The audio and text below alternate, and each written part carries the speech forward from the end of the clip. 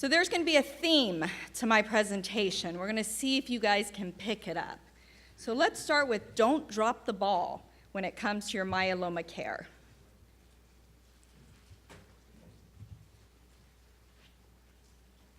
All right. We'll just keep the ball rolling.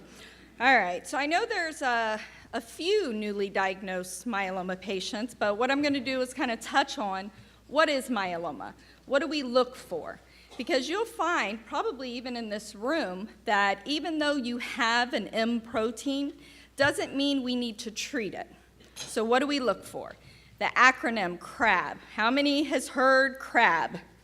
That's kind of what I thought. So what does it stand for? Let's see if we can all do this together. The C is calcium. Where's our calcium at? In our bones. So what happens is the myeloma cell sends out all these cytokines to break down the bone. So then the calcium leaks in the blood and it gets high, what we call hypercalcemia.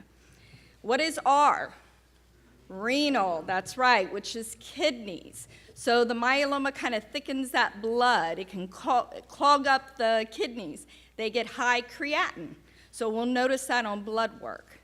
A is anemia. So what happens is the plasma cells overcrowd the bone marrow, and the good cells can't be produced. So your hemoglobin is low, causing fatigue. And then, of course, there is bones, which I've already kind of touched on that, lytic lesions. There is a new criteria that is now kind of coming into play with high-risk smoldering patients, and that's when they have 60% or more in their marrow. They might not have CRAB necessarily, but they have 60% in the marrow. So we are treating those patients. Also, if the ratio is higher than 100, that's another criteria indicating treatment. And of course, lesions, I think, is always active disease. So that's what we're looking for when we go to treat your myeloma. So we're gonna roll with it. We're gonna manage your symptoms. We're gonna touch on the myeloma basics. And you are your best advocate. So we're gonna talk on how to make that happen. What does that mean? And of course, we always wanna live well, because as you've heard, patients are living a lot longer with the disease.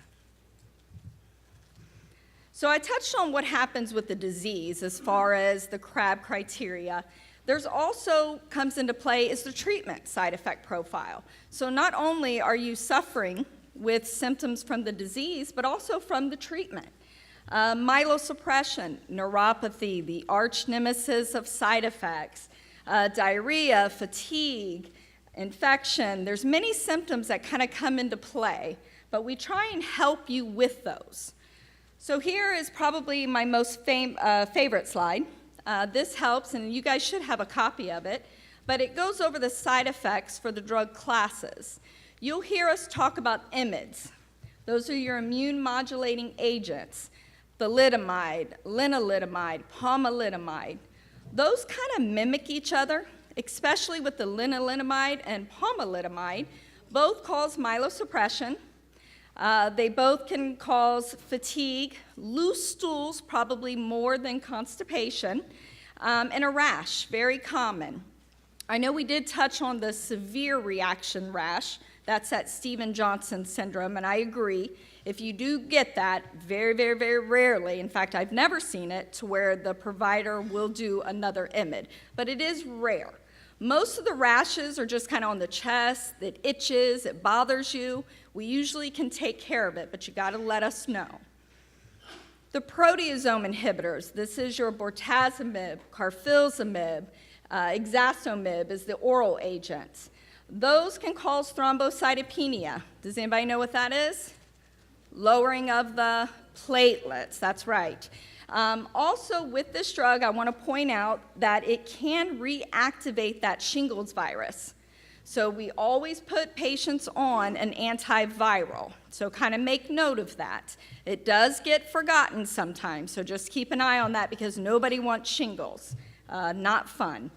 It can cause nausea, vomiting, diarrhea, not too often, and I think we're very good at helping manage that. but the only way we can manage it is by you telling us, okay? Thalidomide, I wanted to point out, is major for constipation, huge. We don't use that drug often, but we still tend to use it, very rarely, but it does get used. So if you're on that, stool softeners absolutely are a must. All right, these are our monoclonal antibodies. This is not your typical chemo side effect profile. What that means, it's more of an infusion reaction profile. So it's the highest risk of infusion reaction is day 1. That's why that is that 8-hour chair, daratumumab or Darzalex. Same thing with Implicity. We always want to be there right with you to where if you have a reaction, whether it be hives or something more serious to where the throat starts swelling, those are called anaphylactic reactions. We pre-med you ahead of time, but we still are worried about it. So that's why day 1 takes so long. After that, the side effects are usually no problem. Feridac, panobinostat, thrombocytopenia, and diarrhea. Put a star by diarrhea. You want to catch that quickly. We usually do it in combination with our proteasome inhibitors. So it is a drug that we use more in combinations. We will do an EKG too prior to giving you the drug. That's the cardiac component of it. But diarrhea is a must. Put a star by it. You have to let us know. All right, so there's our cute dog. One of the nurses on the IMF gave us this picture for fatigue, and I think a lot of people can relate. Fatigue is a side effect, whether it be from the disease, the treatment, life, it is a side effect. We can help with it, but it is a very difficult side effect because it's usually multifactorial, not necessarily drug-related. Depression, anxiety, absolutely. The fear of the unknown, absolutely. The only way we can help you is by telling us. Fatigue, we have an idea. If your hemoglobin's low, sometimes what we'll do is transfuse you, and it's usually within 24 hours people feel better. So that one I can kind of keep an eye on from a blood work standpoint. The rest, you have to tell us, especially if the depression is getting to the point where you're just tired of it. You just want to give up. You might even think about harming yourself or others. Don't. Call us, please. Let us help you. And especially if you're on those steroids, which we'll talk about that, refrain from throwing objects at me when we talk about steroids. I know. We'll get there. So this is just a little definition. What is myelosuppression? We kind of throw it out there as nurses, physicians, but there are some times where you guys are like, wait a minute, what does that mean? So keep this little tidbit for you. When we say myelosuppression, we're looking at red blood cells. They transport oxygen, hence why when it's low, you don't feel good, you're short of breath, you're fatigued. It's called anemia, which some of you guys already got that. White blood cells, your neutrophil count, very important to us. We keep an eye on it. When that gets to a certain point, you're at a higher risk. You're already at a risk for having myeloma, but then getting that white count lower than 1,000, that neutrophil count, we call that neutropenia. We do have ways to kind of get around that. That might be the time that we tell you to hold the medication or come in for growth factors. Platelets, this is your clotting factor. That's what we refer to as thrombocytopenia. So this is more just kind of definitions for you to refer back to if you need it. But always ask if you don't know what we're saying, especially even though I'm from the South, I talk fast. Tell me, I have no idea what you're saying. Start over. It's okay. Let us know if you don't understand something. So again, infection. This is when the lowering of the white count. A lot of times, or majority of the times, this isn't so much our patients. We try to avoid neutropenia, okay? So when we notice that white count getting low, we tend to either stop therapy or support it with the growth factors, the Neupogen. But there is a time, if you do get to that point, there's some strict things you need to do, and it's highlighted in the box. This is very important. If you get a fever, and actually that's any time, I'd rather you guys call us if you get a fever. 100.4 or higher, you need to be on the phone and asking, what do I do? Don't take Tylenol because it's Friday and you don't want to bother us on the weekend. Nobody's there. There's somebody there. Okay, we pay people to be there, to get in touch with us, because it can be life-threatening. So a fever, if you have chills, what we call rigors, where you don't know why, but you're just cold and you live in Florida, there's a reason. Call us. This could be an infection brewing. Dizziness, shortness of breath, all that stuff needs to be reported no matter where you're at in the disease process. Good hand hygiene, very important. Wash your hands. And common sense. If people are sick, coughing, the flu, fevers, they don't need to visit this weekend. Push them off. I do see people on planes wear a mask. I'm not sure how much the mask really helps, but it does do one thing: keep people away from you. And I will tell you that is so true, because my husband, we were on the plane getting ready, and I'm taking my seat, and he's like, and I'm like, okay, we'll go sit somewhere else. He's like, she has a mask on. And I'm like, oh my goodness, you just talked to the nurse here. So it does do one thing: it keeps people away from you. But common sense, just wash your hands. Sick people, sick children, the grandbabies, we love them, but they're not needing to be around you at that time. All right, so we usually let you guys know when that time is to worry, but if you don't know, you let us worry, you call and let us make the decision. All right, there's the steroids. I know, we know the side effect profile. In fact, I'm sure I can think of a few more, but that's all we could fit on the slides. Irritable, mood swings, fluid retention, high sugar levels. We know this. You have to let us know. If you don't let us know, your spouse does. They call and they tell me, you've got to do something. He is snapping at me. I'm leaving for the day. We, most of the time, can dose reduce them. There are a few times in the disease process, let's say that, the disease is aggressive, you're sick, we might not adjust them at that time. But in general, the idea is for you to have good quality of life and your spouse, okay?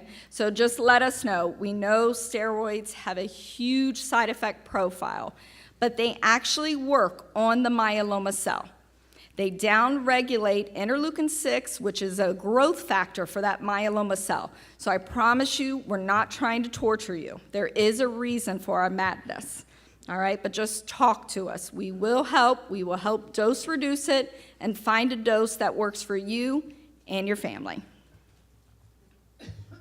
Oh, one thing I did want to touch, blurry vision. I see a lot of people go and get new glasses. Don't get new glasses. It's steroids. Your lens has fluids in it. Fluid retention happens. You will pee it out, and the vision will get better. So don't go get new eyeglasses, or at least ask us first before you do. All right, DVTs, deep vein thrombosis, or pulmonary emboli. These can happen at any time. More common with our IMiDs when you're on Revlimid with steroids or pomalidomide with steroids. Can happen. What you look for in the deep vein thrombosis is in your extremities, red, hot, swollen on one leg versus the other. Call us. The other side effect is when it travels to your lung and you're short of breath. Don't call me.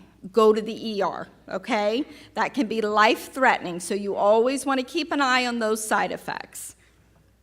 And you want to report it immediately. Shortness of breath, report it to the ER doctor. The leg, report it to me and your healthcare team. So what do we do about it? We manage it just like we do all the other side effects. Sometimes we put you on blood thinners. It doesn't dissolve the clot. What it does is it has it sticky so it doesn't travel. All right, that's your Coumadin, your Xarelto, your heparin. If you do have a clot, baby aspirin, I think we're going to do a little bit more than that. But we try and do it as preventative. So if you're on an IMiD, you should always be on a blood thinner, baby aspirin. And my disclaimer is always talk to your doctor before doing anything I say, okay? Additional strategies to prevent it, good exercise. Sometimes if you're going on a long trip, you're going overseas, Europe, get up and walk throughout the plane. It can happen. They allow it. They might yell at you, but they allow it. Get up, walk the plane. You want to make sure you have good circulation. Pain, I was just having this conversation here today. You do not get an award for being in pain, okay? You need to let us know. If something is hurting, you need to let us know. We've got to find it. We got to find the cause of it. Sometimes, you hit your elbow, it hurts. That makes sense, right? Let's say your arm hurts for some reason and you don't know why and it's been a few days. Call us, let us know. Sometimes a simple x-ray can reassure us, nope, it's not myeloma, maybe you pulled a muscle. But the only way to figure it out is by talking to us. Let us know what the issue is, where it hurts, and we'll be the judge of what we need to do about it. Neuropathy. It is awful. I know, I hear it. It's awful. It is the one side effect that we don't have a magic pill for everybody. We don't have a magic intervention that helps everybody across the board. It can be aching, shooting, burning. It presents in many different ways, numbing, tingling, hands and feet. Always let us know. If you're on a medication, it can be from a medication that a simple dose reduction will help. It can be disease-related as well. But again, let us know. It is the arch nemesis of side effects for me because I've seen it to where it's debilitating. Nothing helps patients. So I don't even want to get to that point. So I always say the best way to treat neuropathy is by preventing it. So talk to us. Any new side effect that you're feeling, you need to let us know. Let us know. Don't be afraid of it. Sometimes a simple dose reduction is all you need. So neuropathy, bad. Let us know. Talk to us. So GI. So it's kind of common for us. You have constipation, we fix it. And what do we give you? Diarrhea. I know. It's a vicious circle. But there's tricks to our madness that we can help you with. Stool softeners if you're constipated every day. When you take too much, it gets real loose. Not to ruin that ice cream we were talking about, but that's how I like your bowels. Soft serve ice cream, okay? We want to keep it running, but we don't want you to have diarrhea. IMiDs, lenalidomide, long-term use causes loose stools. We know that. Once you talk to the doctor, sometimes we'll tell you to take Imodium, and that helps. One a day. Or if you're going out to dinner and you're afraid that Revlimid diarrhea, actually I like to say loose stools, kicks in, take it before you go. It's okay, but always talk to your healthcare team on it because sometimes it could be an infection as well. Are we having a ball? We're having a ball. We're going to talk about living well. So what does living well mean? Well, it means to me something maybe very different to you. But in general, the way we like to view it is good nutrition. I absolutely agree that if you want a bowl of ice cream, have a bowl of ice cream. If you're a diabetic, be careful. Talk to us first. But in general, we don't restrict ice cream. You want to exercise. It's not the time, if you have not exercised, to go run a marathon. It won't work. I've tried. It doesn't work. You have to slowly get there. Exercise, it's very, very important. It will help with many different side effects, fatigue being the major one. Also infections. That's why when you're in pain, the worst thing you can do is just sit there because you're going to hurt, and that's when symptoms occur. So we want you to move. Sometimes pain medicine is needed, not just Tylenol, actual narcotics. We'll touch on that. If you're smoking, stop. It's bad for you. I don't know if you've heard, but it is. We can help with that, believe it or not. But let us know. Smoking increases a lot of things, infection, heart problems, lung problems. So it's definitely something, if we're treating your myeloma, let's try and quit smoking as well. All right, let's not drop the ball. Are you guys getting the theme yet? Getting it? Okay. All right. As an oncology nurse, I think I just went past it, I'm not a primary care. We do not check your cholesterol. We don't check any kind of cardiovascular disease on a regular basis. Like we've all heard, myeloma patients are living a very long time. I think we had someone in here 17 years, 21 years from our speaker. You're living a long time. You have to have a primary care. And I know what you're going to tell me. There's so many doctors. We know that. But they're the ones that follow up on the colonoscopies, ladies, pap smears, mammogram, men, prostate. We don't check this stuff. You need to do it. You have to keep them involved. Do we refill a blood pressure medicine every now and then? Absolutely. But we need to keep the entire team involved. It's better for you guys. For myeloma specific, you want to talk to us. The biggest thing I think we all kind of think about is vaccines. A flu vaccine. Very important. We recommend it across the board every year. You are not going to get the flu from the vaccine. It is a dead virus. If you did in the past, and I hear that a lot, it's probably because, or actually it is because, you're already exposed to it. You're going to get the flu regardless of the vaccine. So very important. Also, the pneumococcal, the pneumonia vaccine every 5 years. Those in general are our recommendations for myeloma patient. No live vaccines. That shingles vaccine, not for our patients. In fact, no hematological cancer patient should get that. So always talk with your doctors before doing anything. Caregivers, that includes you. There you are down there at the bottom. We haven't forgot about you. You need to do it as well. Too bad we can't stick you both at the appointment, but they won't let us do that, just patients. All right, so we need to protect our kidneys. How do we do that? The biggest problem I see is over-the-counter pain medicine. That ibuprofen, Motrin, Aleve, Excedrin, all those are bad for your kidneys. They decrease the blood flow to the kidneys. Having myeloma is hard on the kidneys. You can get in renal failure very quickly. Talk to your provider before taking those products. Don't be scared of narcotics. Those are actually safer for you than over-the-counter medication for pain relievers. Also, CAT scan dye. We stay away from that as well. Very few instances do we use it. But in general, any kind of IV CAT scan dye you should not get as a myeloma patient. And they'll typically ask you, but I always like to remind patients about it.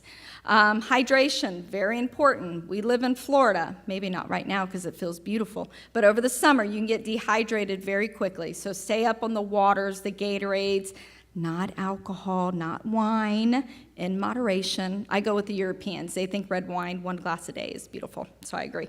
But say you want hydration, it's not caffeinated beverages. We often do bisphosphonates. That's our Zometa and our Rydias. Those are actually hard for your kidneys, but we usually check a creatinine as well before we give it to you. But very good for bone pain, so it's definitely used. Some physicians do calcium and vitamin D, but always talk to them before you just start a supplement over the counter. So know your priorities. Again, my priorities are different than yours. If you have a family reunion coming up, if there's a cruise coming up that you really want to go to, very, very rarely in our practice has my physician ever said, no, you can't go. It doesn't happen. We will work around you. This is a chronic disease. It's all about quality of life.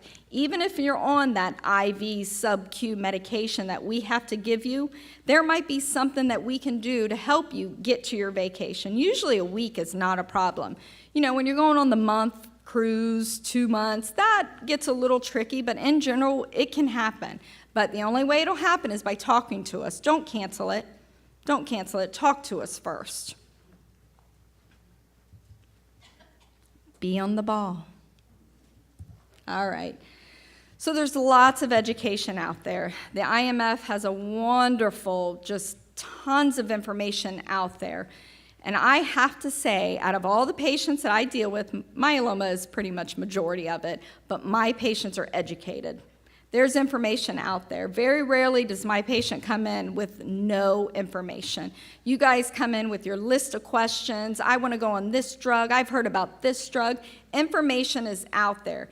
Be your best advocate and find it. If you don't understand it, write it down and ask us. That's what we're here for. So lots of information. There's IMF info line. You can talk to someone too. Brochures, you can order them online. They'll send a pack to you. So you want to be on your ball game. You want to help yourself. You want to ask questions. we have a big private practice down here in Florida called Florida Cancer Specialists. I'm sure many of you go to. A lot of times you see them for the day-to-day, and you have a myeloma specialist, whether it be at Moffitt or Emory, wherever's close to you is fine with us. But it's very important to have a myeloma specialist involved because treatment is changing almost on a daily basis. We've got new information out there. So I think it's very important to have a myeloma doctor, but that doesn't mean you have to travel from here to Tampa to go see us every month. We can get you usually set up with someone close to home, and then we're just a phone call away. Again, always bring a list of your medications. Very important, because, as I've said in the past, especially with the steroids, I don't know what dose you're on. I'm going to have to ask you, well, did we dose reduce you the time that your spouse called me and said we had to dose reduce you? So very important to bring your medications to the appointment. Any questions, any symptoms, write it down.